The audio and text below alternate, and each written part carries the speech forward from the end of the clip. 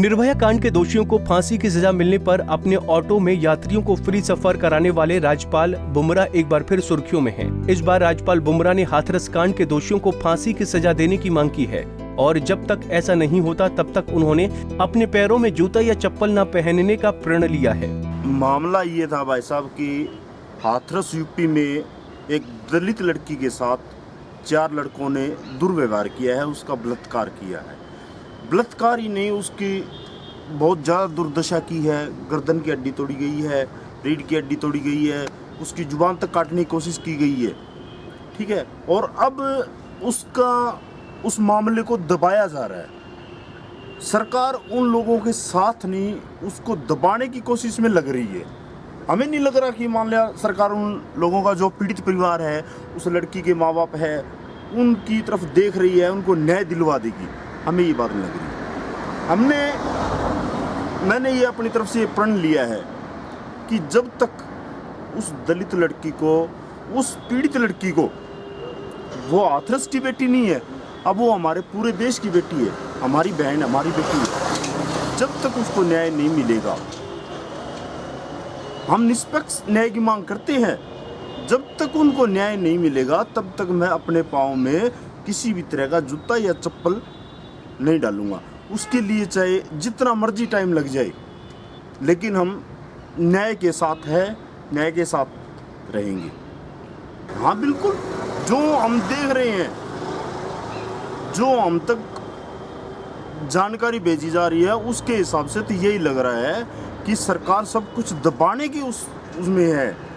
क्योंकि उधर उस साइड में क्या है कि ठाकुर लोगों वगैरह का उनका दबदबा होता है, और वो एक दलित परिवार से लड़की है, कमज़ोर घर से लड़की है, इसलिए उसको कभी 10 लाख का लालच दिया जा रहा है, कभी 25 लाख रुपए का लालच दिया जा रहा है, कभी नौकरी का लालच दिया जा रहा है।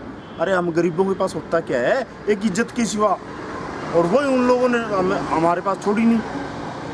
अब हमें ऑफर दे रहे हैं कि 25 लाख दे देंगे, नौकरी दे देंगे, क्या करें उस नौकरी का। हम ये मांग करते हैं कि प्रशासन जल्द से जल्द, जितना जल्दी हो सके, इस काम में न्याय दे, निष्पक्ष न्याय की मांग करते हैं।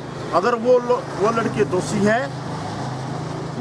दोषी है अगर, तो उन लड़कों के लिए हम फांसी की मांग करते हैं, ताकि दूसरे देखने वालों को भी इस चीज़ का सबक मिले कि ज़िंदगी में कुछ भी कर लें लेकिन ऐसा काम नहीं करेंगे, ताकि हमारी बहन बेटी सुरक्षित रह सके। जैसे अब कह रहे हैं कि हाथरस की बेटी, वो हाथरस की बेटी नहीं है, हम सब की बहन बेटी है। बहन बेटी सबकी एक होती है, ठीक है जी।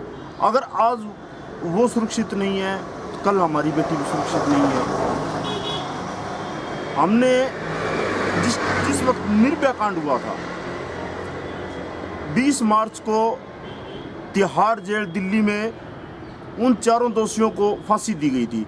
उस दिन भी मैंने अपना ऑटो पूरा दिन फ्री चलाया था, और अब भी हमारा यही है कि जब तक उनको फांसी नहीं होगी तब तक मैं नंगे पांव रहूँगा, और जिस दिन उन लड़कों को फांसी हो जाएगी उस दिन मेरा ऑटो बिल्कुल फ्री चलेगा। हमारी बहन बेटी, सबकी बहन बेटी एक है, हम सबकी बहन बेटी की सुरक्षा की मांग करते हैं। चाहे वो, हमें किसी चीज़ से, इस चीज़ से कोई मतलब नहीं है कि वो किस जाति की है, किस बिरादरी की है। हम सभी जाति की लड़कियां, सभी धर्म की एक है हमारे लिए, चाहे वो कहीं से भी हो, किसी स्टेट से हो, किसी जाति से हो, किसी धर्म से हो, हम सबको एक नज़र से देखते हैं, हमारे लिए सब एक है। मैं भी 2 बहनों का भाई हूँ और 2 बेटियों का बाप हूँ, मैं ये अच्छी तरह समझ सकता हूँ। और मैं उन लोगों से अपील करता हूँ जो बहनों के भाई हैं, जो बेटियों के पिता हैं, कि वो इस मुहिम में साथ दें, ताकि कल जब उस लड़की के साथ हुआ है तो कल हमारी बेटी के साथ भी हो सकता है। मैं धन्यवाद करना चाहूँगा उस निर्भया की वकील सीमा कुशवाहा का, जिसने कि निर्भया का केस लड़ा और उस हमारी बहन को, हमारी बेटी को न्याय दिलवाया। और वही सीमा कुशवाहा आज इस लड़ाई में भी अपना सहयोग देने के लिए तैयार है। और एक हाथ जोड़ के मैं अपील करना चाहता हूँ केपी सिंह जैसे वकीलों से, मेरी दरख्वास्त है कि अगर आप लोग हमारा सहयोग नहीं कर सकते तो कम से कम न्याय में रोड़ा न अड़ाए।